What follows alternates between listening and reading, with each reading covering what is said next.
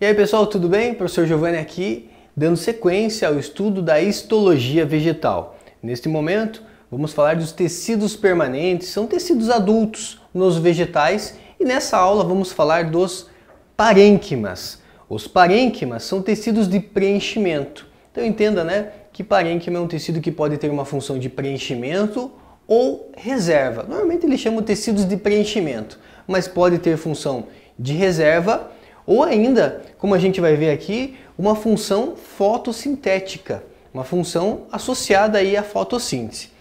Essa é uma imagem importante para vocês dominarem, é uma imagem que aparece nos exercícios, muito comum, certo? Lembra que a gente falou que existem tecidos que são vivos, tecidos que são mortos? Você aprendeu lá nos tecidos de condução que o xilema é morto, que o floema é vivo. Nos tecidos de sustentação, você aprendeu que o colênquima é vivo, que o esclerênquima é morto. Tecidos de revestimento, epiderme é tecido vivo, você tem o suber, que é tecido morto. E os tecidos meristemáticos, que são todos vivos, porque são células associadas ali, né? Células indiferenciadas. E aqui, os parênquimas são todos tecidos vivos. Anota isso. Todos os parênquimas são vivos. Aqui você tem um corte. Imagina o seguinte, imagina que eu tenho aqui uma folha. Parte de baixo da folha, parte de cima da folha. O que foi feito nessa imagem? Ele deu um zoom aqui, ó. Então você tem aqui a epiderme inferior na minha mão direita, epiderme superior aqui na minha mão esquerda. Na epiderme superior você tem lá a cutícula, que é uma camada que você encontra ali um lipídio, que é a cutina, que impermeabiliza a folha. A cutina é uma cera, então ela acaba impermeabilizando a folha. Talvez você já observou que as folhas, eventualmente, né, você observa e você fala, nossa, essa folha parece que está encerada. E tem ali uma cera, né, que vai fazer com que a planta não perca muita água, diminuindo a perda de água. Embaixo você tem a epiderme. Importante dizer, gente, que a epiderme ela é formada por uma única camada de células. Veja que fica bem visível aqui para vocês, olha só. Epiderme formada por uma única camada de células, e na epiderme você não encontra cloroplastos. Não é função da epiderme fazer fotossíntese. Mas abaixo da epiderme existe um parênquima chamado de parênquima clorofiliano palissádico. Parênquima clorofiliano palissádico, perceba que as células são bem juntinhas. Então esse parênquima, o nome já diz, né, parênquima clorofiliano palissádico, tem função de fazer fotossíntese.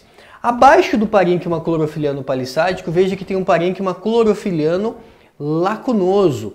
Lacunoso porque ele tem lacunas que permitem aqui as trocas gasosas que acontecem no estômato. Como as células não são muito juntinhas, ele permite essas trocas gasosas ali nos estômatos. Então você tem aqui um parênquima lacunar ou parênquima clorofiliano lacunoso.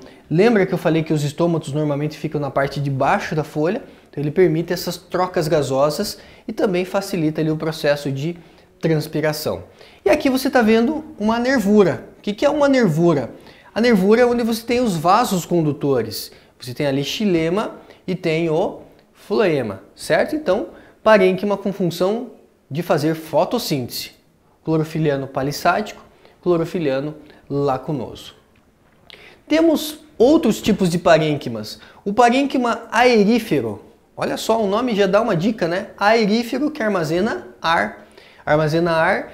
Que planta vai ter esse tipo de parênquima? Plantas aquáticas. Armazenam ar, que facilita a flutuabilidade, como é o caso das vitórias régias. Tem também os aguapés, né? São plantas aí aquáticas que têm ali um rico parênquima aerífero, ou seja, armazenam ar. Tem plantas que armazenam água, como é o caso das cactáceas. Então tem um rico parênquima aquífero. Esse parênquima aquífero armazena água, então uma função de armazenamento.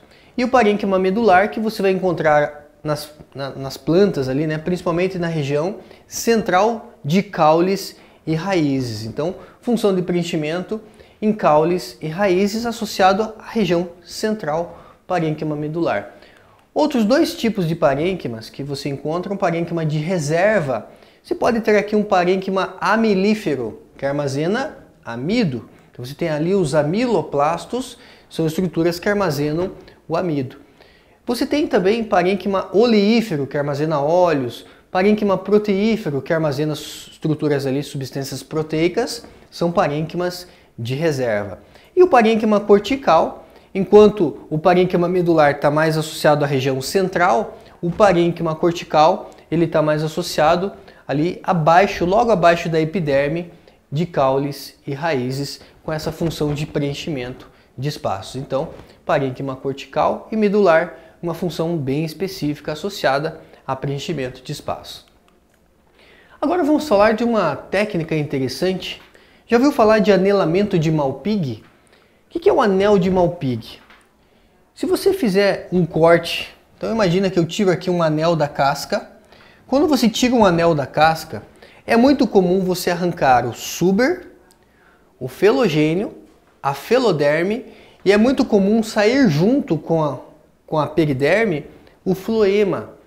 Agora imagina, se eu arranco essa casca e junto sai o floema, o que vai acontecer com a seiva orgânica, a seiva elaborada que está sendo produzida aqui nas folhas?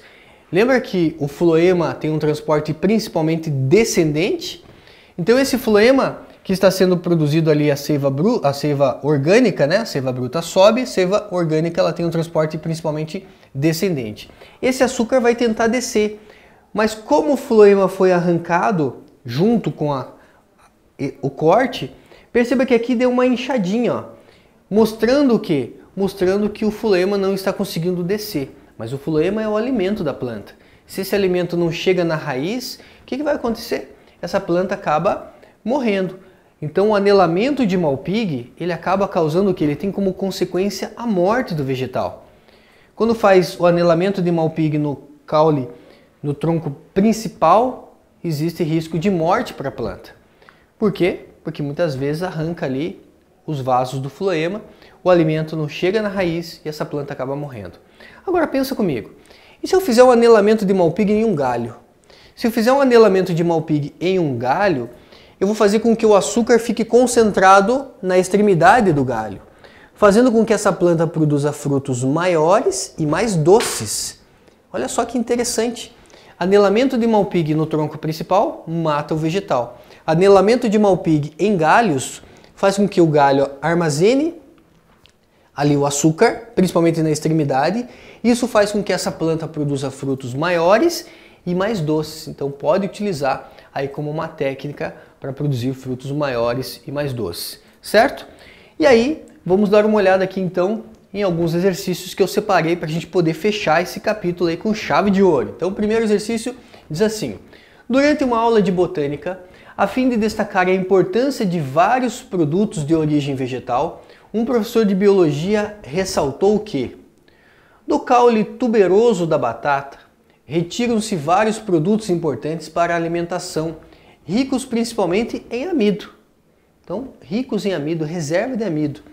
Dos caules de árvores como mogno, cedro, peroba, jacarandá, pinho, imbuia, ipê, etc., retira-se uma grande variedade de madeiras.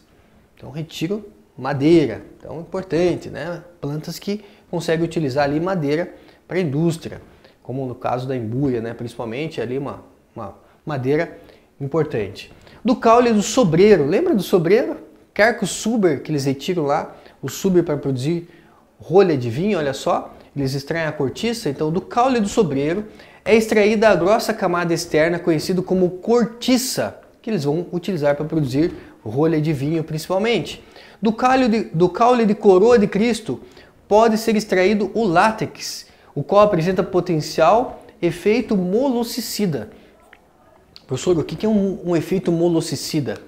O que um inseticida faz? Ah, professor, o inseticida mata inseto. O que um efeito molossicida faz? Mata molusco. Então ele tem ali, né, esse efeito molossicida, ou seja, é capaz de matar animais que você conhece aí como moluscos. Quem são os moluscos? Você tem lá lesma, caracol, né, o caramujo, são moluscos aí importantes, né, e esse efeito acaba matando esses animaizinhos. Os produtos acima mencionados pelo professor e destacados no texto, amido, madeiras, cortiça e látex estão associados a diferentes tipos de tecidos vegetais, respectivamente.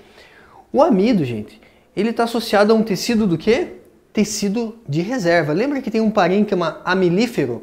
Então, associado a parênquima. Então, não pode ser letra A, como ele falou respectivamente, você já dá uma olhada nas alternativas para ver qual que a gente pode eliminar. Tecido suberoso, não, o suberoso está associado à cortiça. Tecido de sustentação, não, o amido está associado à reserva, parênquima de reserva. Tecido secretor, não. Parênquima de reserva e parênquima de reserva, pode ser letra D ou E. Já ficamos entre duas. Na sequência, madeira. Na questão da madeira, você tem lá a parte do cerne, que é o xilema, que tem importância para a indústria madeireira. Então você vai ter ali o que? Os vasos xilemáticos ou vasos lenhosos. Então já não pode ser aqui a alternativa D. Já descobrimos que a alternativa que marca correto nesse item vai ser a alternativa E. E é mesmo, olha só. Cortiça, tecido suberoso, retirado do suber, e tecido secretor associado ao látex, né? Tem função ali de secreção associado ao látex. Então, a alternativa correta, letra E. Mais um. Em relação às funções dos parênquimas vegetais, relacione adequadamente as colunas. Então, você tem parênquima cortical, aquífero, aerífero e amilífero. Reserva de água. Parênquima o quê? Aquífero, faz reserva de água. Item 2. Flutuação e às vezes respiração. Parênquima aerífero, faz a flutuação, armazena ar. Reserva de alimento. Parênquima amilífero. E preenchimento de espaço, logo abaixo da epiderme, parênquima cortical. Fácil essa, né? Então, aí só para dar uma revisada no conteúdo, alternativa correta, letra D. E a última questão, um desafio aí pra gente, olha só. O enxerto é a união do tecido de duas plantas diferentes e pode ser feito de várias maneiras. Uma das finalidades é quando o solo tem patógenos. E só o porta-enxerto é a planta que vai dar suporte, fornecendo água e nutrientes, resiste às pragas. E a outra é quando se quer produzir um fruto com mais qualidade. Então você tem um porta-enxerto que vai ficar em contato com o solo, que é resistente a esses patógenos, a essas pragas. E a principal vantagem desse método é que o porta-enxerto permite cultivos em regiões onde, em condições normais, não aconteceriam, seja por condições climáticas ou seja pela presença de pragas. Então você tem aqui uma técnica em que eles fazem um corte em V, faz aqui um corte e faz ali um encaixe. E às vezes eles usam até ali corda, arame para fazer com que esse contato seja bem garantido, certo? Assinale a alternativa que apresenta corretamente os principais tecidos vegetais que serão unidos pela técnica descrita, seguidos de suas respectivas funções.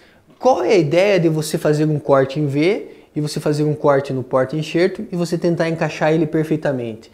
É você fazer com que a condução continue, seja a condução da seiva bruta, seja a condução da seiva elaborada. Então a alternativa correta vai ter que falar de xilema e floema. Vasos lenhosos, transporte de seiva elaborada? Não, vasos lenhosos transporta seiva bruta, então não pode ser a letra A. Letra B, xilema, transporte de seiva bruta? Sim. Floema, transporte de seiva elaborada? Alternativa correta, letra D. Certo? Então, fechamos assim mais um capítulo que fala aí de histologia vegetal. Até a próxima, gente. Tudo de bom para vocês.